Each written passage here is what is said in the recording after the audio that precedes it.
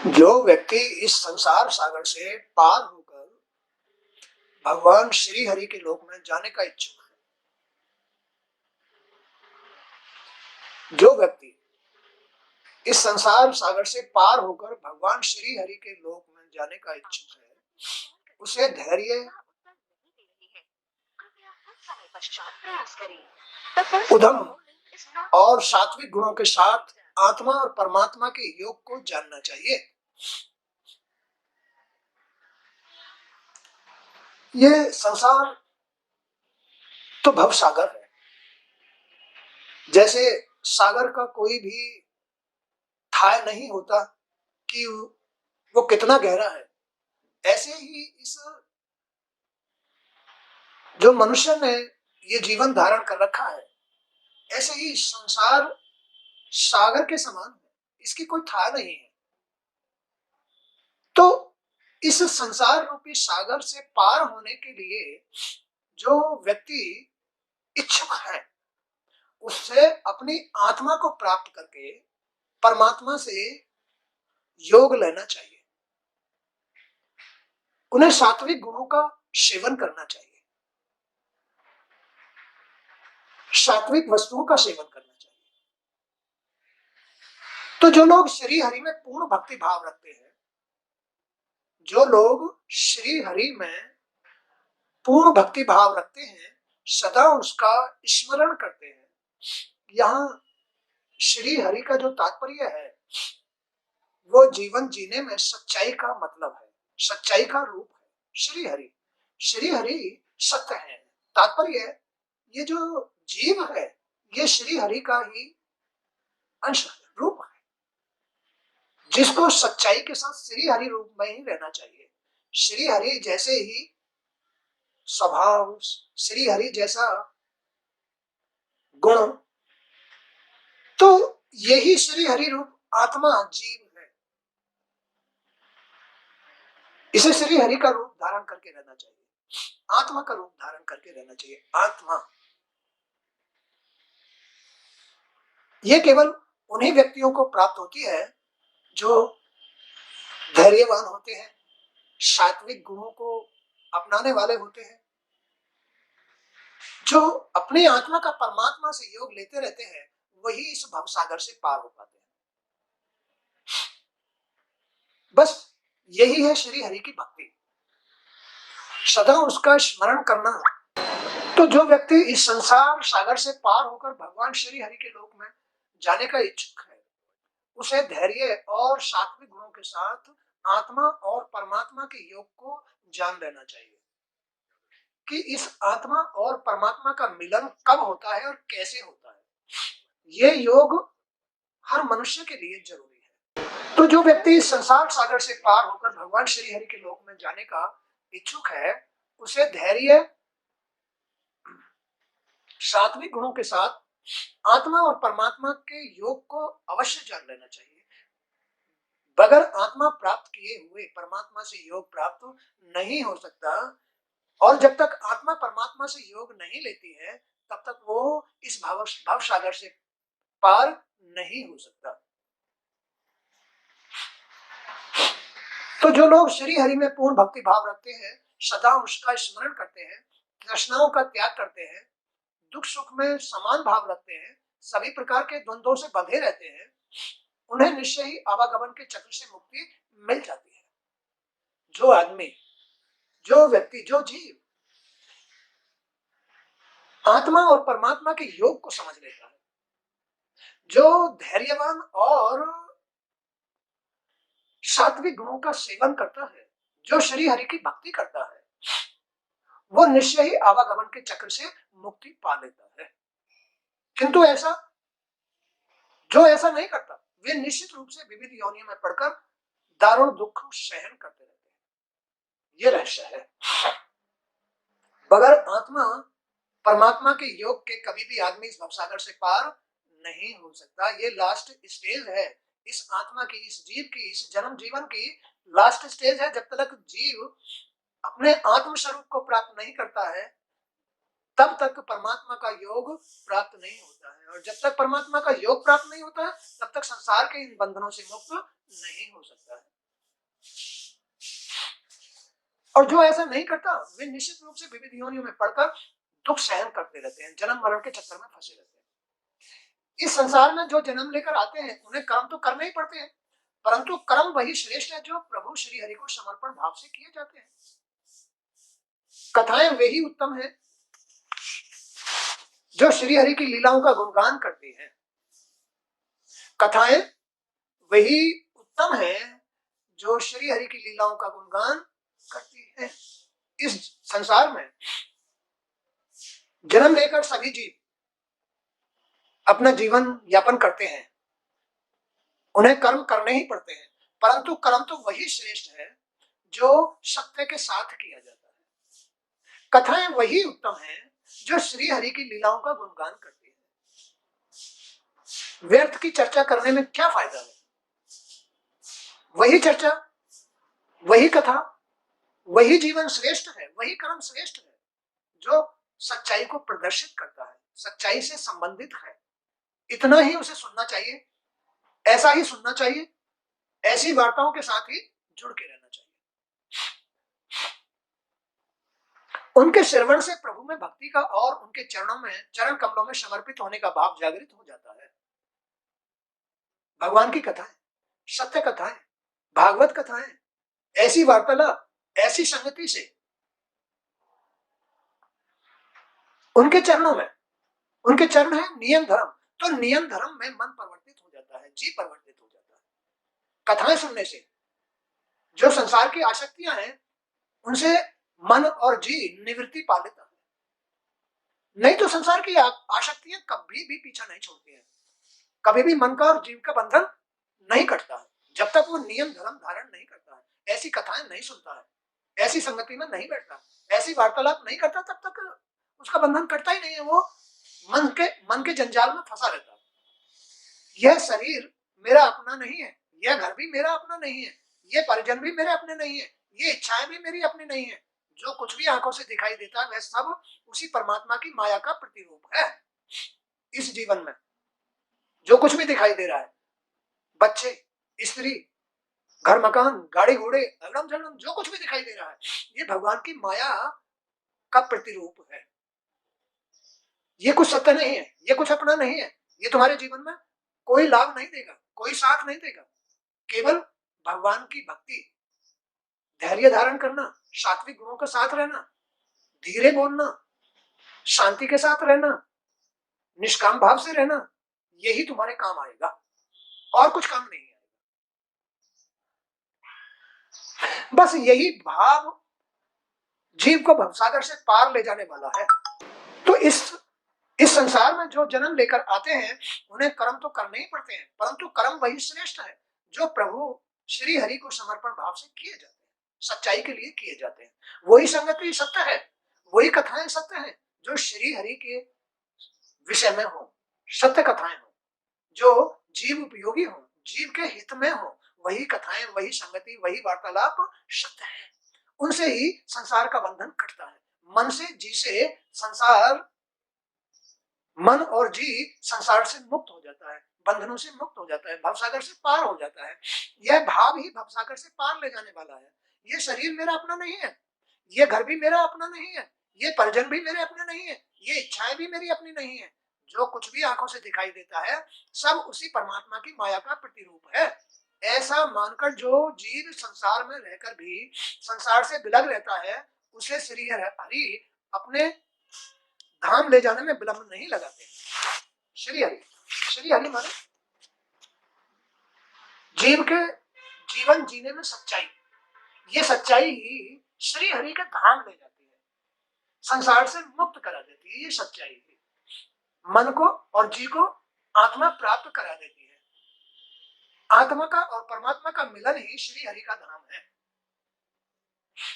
सब उसी परमात्मा की माया का प्रतिरूप है। ऐसा धाम ले जाने में, ऐसा मानकर जो जीव संसार में रहकर भी संसार से विलग रहता है, उसे श्री हरि अपने धाम ले जाने में विलंब नहीं लगाते। उसे जीवन मृत्यु के भय से मुक्ति मिल जाती है। अब जन्म तो सभी ले रहे हैं, सभी जीव हैं, लेकिन ये मानव जो जीव है ये विषय विकारों में, संसार में इस भवसागर में इतना लिप्त हो जाता है कि उसे सच्चाई की झलक ही नहीं मिलती है, सच्चाई का साथ नहीं मिलता है, उसे ऐसी वार्ता नहीं सुनने को मिलती है, उसे ऐसी कथाएं सुनने को नहीं मिलती है, इसलिए वो भवसागर में डूब जाता है। उसमें सच्चाई उभर के नहीं आती है। किसमें? उसके मन में, उसके जी में सच्चाई उभर के नहीं आती है, इसलिए वो संसार में ही डूब जाता है। और जिसको श्री हरि की कथाएं, वार्तालाप, संगति ये सब सुनने को मिलती है, उनका मन, उनका जी आत्मा को प्राप्त कर लेता है, वो निश्चय ही फिर परमात्मा से मुक्ति प्राप्त करा लेता है। परमात्मा श्री हरि का धाम उसको मिल जाता है। तो सत्पुरुषों के वचनों में यथार्थ बुद्धि रखने से, पूर्ण ब्रह्मचर्य का पालन करने से, कर्तव्य पालन में निरंतर सावधान रहने से, वाणी के संयम से सर्वत्र परमात्मा की ही सत्ता को परमात्मा की सत्ता देखने को मिलती है। जो सत्पुरुष होते हैं, जो अपने मन से जिसे संसार से मुक्त हो जाते हैं, फिर क्या है? वो सत्पुरुष कहलाते हैं, सत्य पुरुष। वो सच्चाई के साथ जीने वाले, सच्चाई के साथ कर्म करने वाले, सच्चाई के साथ रहने वाले, सच्चा उनका स्वभाव व्यवहार के साथ रहने वाले, उनकी बुद्धि सत्य हो जाती है, वो पूर्ण ब्रह्मचर्य में आनंद लेते हैं। ऐसे आदमी ही पूर्ण ब्रह्मचर्य में आनंद लेते हैं और अपने कर्तव्य पालन में निरंतर सावधान रहते हैं, वाणी का संयम रखते हैं, सर्वत्र परमात्मा की ही सत्ता को देखते हैं। ऐसे सत्पुरुष, उन्हें परमात्मा से बाहर कुछ भी दिखाई नहीं देता है, उन्हें सर्वत्र परमात्मा के का ही अंश, परमात्मा की ही लीला, परमात्मा की ही सत्ता, परमात्मा की ही माया, परमात्मा में ही सब कुछ बना हुआ दिखाई देता है। जब आदमी सत्य को धारण कर लेता है, सच्चाई के साथ अपना जीवन यापन करता है, तो उसका जी और उसका मन सच्चाई में सिर्फ परमात्मा की सत्ता को देखता है, उससे बाहर कुछ नहीं देखता। फिर उसके अंदर अहंकार या संसार क्यों पंजा जमाएगा, क्यों अपना स्थान पाएगा? वो पूर्ण ब्रह्मचर्य के साथ रहता है, वो उसकी वाणी सत्य होती है, वो संयमी होता है, धैर्य के साथ होता है। फिर संसार का उसमें बंधन क्यों लगेगा? ना उसके मन को लगेगा, ना उसके जी को लगेगा, और वो सत्य को धारण करके बस इस भवसागर से पार हो जाएगा। वही सत्पुरुष कहलाते हैं। सत्पुरुषों को श्री हरि अपना धाम देते हैं।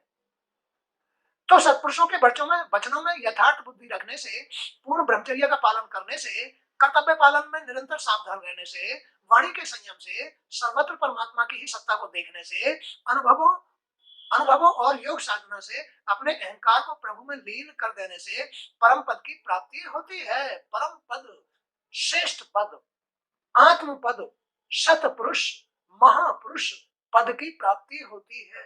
ज्ञान की, तत्व ज्ञान की, वैकुंठ धाम की, सुख की, स्वर्ग की, परम धाम की प्राप्ति होती है।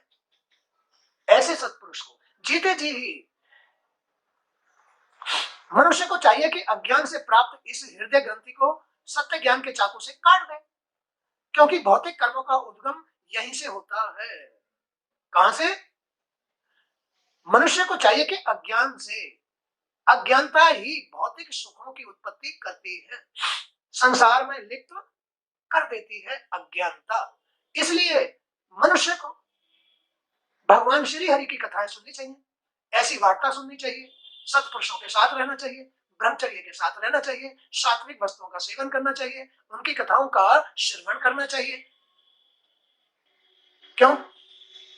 ऐसा करने से ही वो भवसागर से पार हो पाता है, अन्यथा भवसागर में डूब जाता है। ऐसा मनुष्य जो संसार में, अज्ञानता में जो संसार को धारण कर लेता है, वो भवसागर में निश्चय ही डूब जाता है, वो पार नहीं हो पाता है। वो पार तभी होगा जब वो अपने मन को, अपने जी को श्री हरि की वार्ता, सत्संग, है ना, सात्विक वस्तुओं का सेवन, सात्विक संगति का सेवन करेगा, तभी वो अपने मन से, अपने जी से, संसार से मुक्त होकर के ब्रह्मचर्य को पालन करेगा और इन सारी गंदगियों को बस उखाड़ फेंकेगा। तो मनुष्य को चाहिए कि अज्ञान से प्राप्त इस हृदय ग्रंथि को सत्य ज्ञान के चाकू से काट दे, क्योंकि भौतिक कर्मों का उद्गम यहीं से उत्पन्न होता है। साधना के द्वारा और निष्काम भक्ति के द्वारा इस ग्रंथि को खोलकर फेंका जा सकता है। किसको? इस गंदगी को, मन की गंदगी को, इस जी की गंदगी को भगवान की कथाओं को सुन करके, भगवान की लीलाओं को सुन करके, भागवत सुन करके, सच्चाई को धारण करके, धैर्य धारण करके, सात्विक वस्तुएं खा करके, सात्विक शक्ति में बैठ करके, सात्विक बातें सुन करके, बस उसका मन साफ हो जाएगा, उसका जी साफ हो जाएगा और ये जो संसार की आफतें हैं ना, इनसे मुक्त हो जाएगा।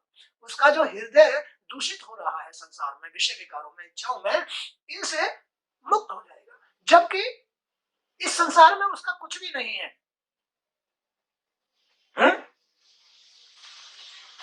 बताओ क्या है उसका संसार में? ना अपना शरीर है, ना अपना घर है, ये सब कुछ संतान, संपत्ति, धन, दौलत, ये भगवान श्री हरि की माया का प्रतिरूप है, प्रतिरूप है। हाँ,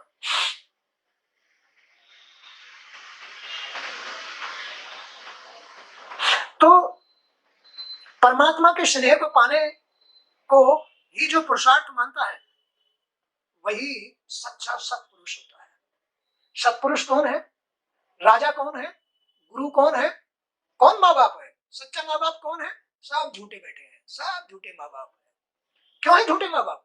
क्योंकि उनके पास में सच्ची शिक्षा देने का ज्ञान नहीं है, उनके पास में ज्ञान नहीं है। उन माँ बापों के पास में वो सच्चे माँ बाप नहीं है, वो झूठे माँ बाप हैं। वो झूठे लोग हैं जो श्री हरि की सत्ता में विश्वास नहीं करते, जो सत्य वार्ता नहीं सुनते, जो सत्य संगति नहीं लेते, जो भागवत नहीं सुनते, जो सत्य शास्त्र नहीं पढ़ते, जो सात्विक जीवन नहीं जीते, जो सच्चाई के साथ जीवन नहीं जीते हैं, जो अपनी आत्मा के लिए, अपने परमात्मा के लिए जीवन नहीं जी रहे हैं, वो माँ बाप हो, चाहे वो गुरु हो, चाहे वो कोई भी राजा हो, चाहे कोई भी जीव हो, वो झूठे होते हैं, वो सांसारिक होते हैं। संसार में उनका जी और मन लिप्त रहता है। ऐसे गुरुओं का, ऐसे माँ बापों का, ऐसे ऐसे जीवों का जो श्री हरि में विश्वास नहीं करते हैं, जो श्री हरि की वार्ता नहीं सुनते हैं, जो सत्कर्म नहीं करते हैं, जो सात्विक गुणों को, सतोगुण को धारण नहीं करते हैं,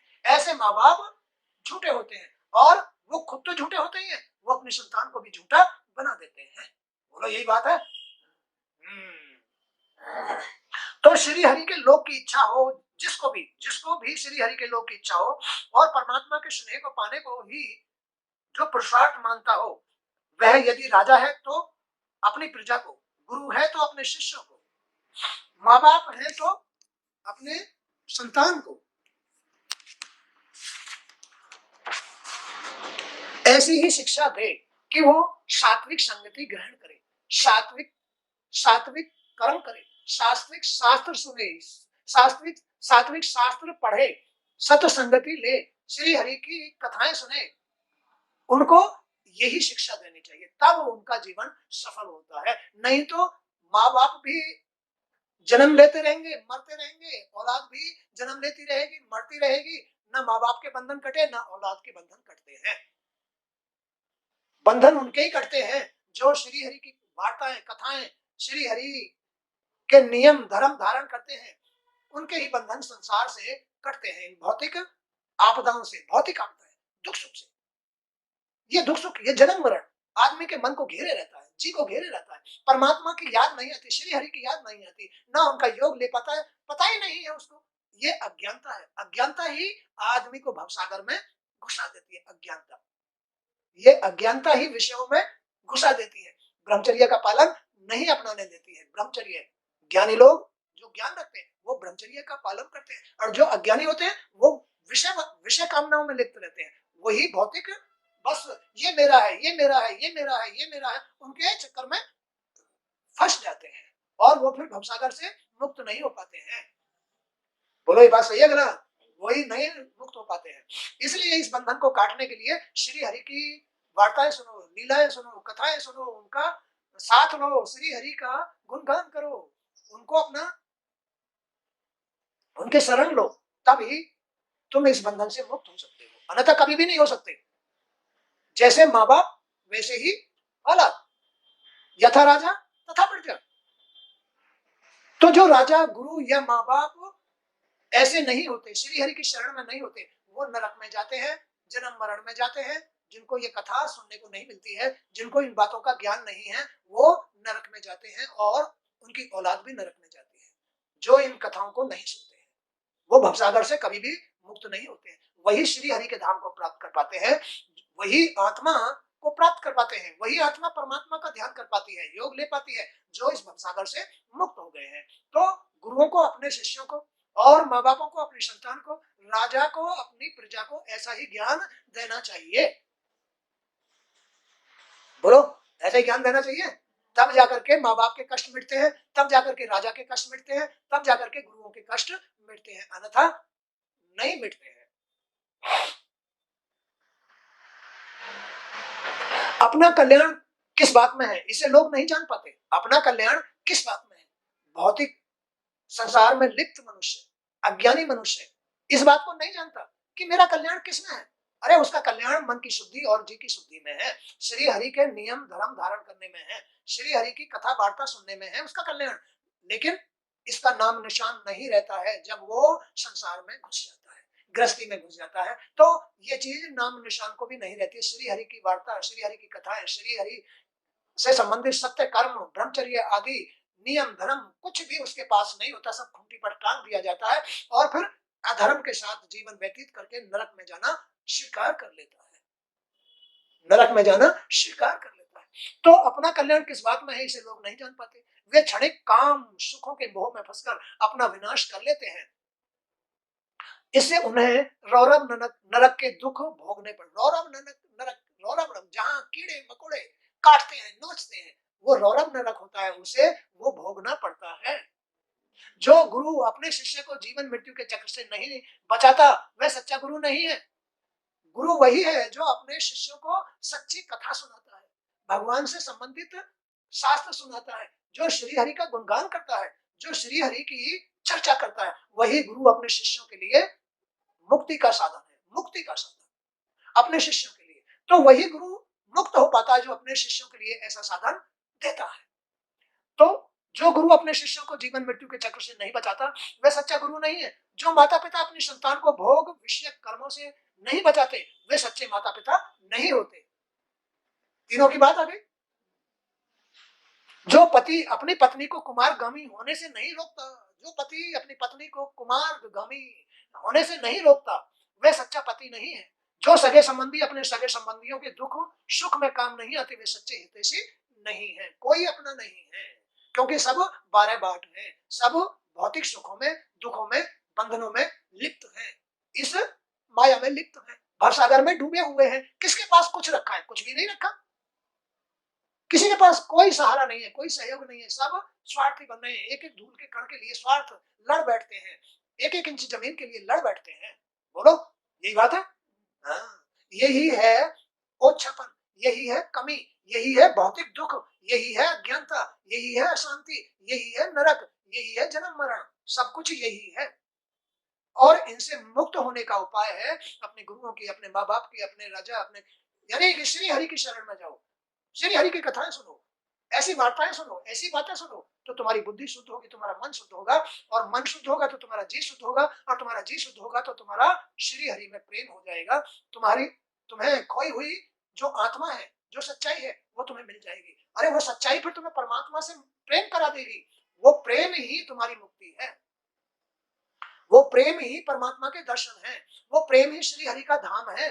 परमात्मा से प्रेम होना, परमात्मा से श्री हरि से प्रेम होना, माता रानी से प्रेम होना, अरे वो तो तुम्हारे लिए ही है। अरे माँ बाप तो तुम्हारे लिए ही है। माँ बाप ने तो तुम्हें जन्म दिया है, अरे तुम उनसे दूर क्यों जाते हो? अरे तुम अपने माँ बाप की सेवा करो, अरे उनके हो जाओ, अरे उनके घर चले जाओ, नहीं तो बारे बाट हो जाओगे।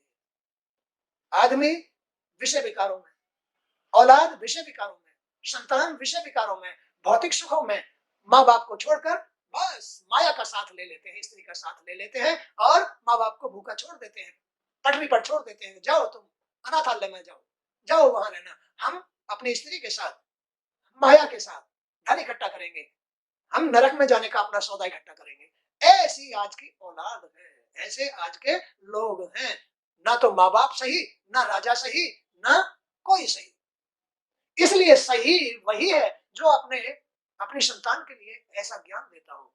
वही राजा सही है जो अपनी प्रजा को ऐसा जगह जगह जगह जगह कथाएं सुनवाए, वार्ताएं सुनवाए, ऐसे गुरुओं का निर्माण करे। वही राजा सही है और वही माँ बाप सही है जो अपनी संतान को भागवत सुनवाए, श्री हरि के नियम धर्म धारण कराए, ब्रह्मचर्य का पालन कराए, वही माँ बाप सुख उठाते हैं। और वही गुरु भी सत्य है जो अपने अपने शिष्यों के लिए श्री हरि से प्रेम कराए, वही गुरु सही है। तो भाई सबसे पहले परमात्मा का स्वरूप समझो कि परमात्मा का स्वरूप है क्या। परमात्मा का स्वरूप है ये जी और ये मन, ये संसार, ये स्वरूप है, ये सत्य है, इसको खराब मत करो। इसको परमात्मा ने तुम्हें ये खराब करने के लिए नहीं दिया, ये तो तुम्हारी परीक्षा है कि तुम इसे शुद्ध रखो और सिद्ध करके दिखा दो कि हाँ वास्तव में हम परमात्मा के ही अंश हैं। क्या है? ये सिद्ध करके दिखाओ कि हम परमात्मा के अंश हैं, भगवान तेरे ही बच्चे हैं। ये सिद्ध करके दिखाओ। जो औलाद ये सिद्ध करके दिखा देती है, माँ बाप उन पर न्यौछावर हो जाते हैं, बड़ी बड़ाई करते हैं, उन्हें गले लगा लेते हैं। बोलो ये बात सही है? जो जो औलाद ये सिद्ध करके दिखा देती है कि हम तेरी संतान हैं, हैं? अरे उनकी संपत्ति छीनने को तो बड़ी जल्दी तैयार हो जाते हैं, लेकिन ये सिद्ध करके नहीं दिखाएंगे कि हम तेरी औलाद है, तेरी ही संतान है। अरे जब तुम ये सिद्ध करके नहीं दिखा रहे हो तो फिर तुम उनकी संपत्ति लेने के अधिकारी नहीं हो। बोलो बात सही है? हाँ, तो औलाद संपत्ति लेने की अधिकारी नहीं होती है, इसीलिए उसको कुछ नहीं मिलता है, हाथ खोल के जाता है और नरक में और चला जाता है। जो माँ बाप की संपत्ति को जबरदस्ती लूटता है, भगवान की संपत्ति को जबरदस्ती लूटता है, वो नरक में तो जाता ही जाता है और हाथ दिखा के जाता है, भाई मैं कुछ नहीं ले जा रहा हूँ, मैंने तो जबरदस्ती भूल में अपने माँ बापों की बेइज्जती की थी, मैंने तो भूल में अपने माँ बापों की बेइज्जती की थी, ले मैं तो खाली हाथ जा रहा हूँ, मैंने व्यर्थ में ही अपना जीवन गंवा दिया। अरे मुझे तो श्री हरि सच्चाई का साथ लेकर के अपने धाम जाना चाहिए था, हमें तो परमात्मा को प्राप्त करना चाहिए था, ये तो हमारी भूल रही, अज्ञानता में हमने अपना नरक कमा लिया। बोलो यही बात है? ये बात है। इसलिए सच्चाई को कभी नहीं त्यागना चाहिए, नियम धर्म कभी भी नहीं त्यागने चाहिए, सच्ची वार्ताएं कभी नहीं त्यागनी चाहिए, श्री हरि का गुणगान भागवत ये कभी नहीं त्यागनी चाहिए, इनकी शरण में रहना चाहिए। इससे तुम्हारा मन और जी शुद्ध होता है और आत्मा की प्राप्ति होकर के परमात्मा का धाम प्राप्त होता है, परम पद प्राप्त होता है। ऐसा आदमी का जीवन, जीव का जीवन होना चाहिए, आनंद के साथ जीवन जीना चाहिए, ब्रह्मचर्य के साथ जीवन जीना चाहिए, उसे निष्काम भाव से जीवन जीना चाहिए, उसे कभी स्वार्थ लोग इनका साथ ना लेकर के अपनी सच्चाई के साथ जीवन जी करके परम धाम चला जाना चाहिए। बोलो यही सच्चाई है? तो आज का सत्संग भी यहीं तक। जय श्री कृष्ण। गुरुदेव वासुदेव। प्रणाम श्री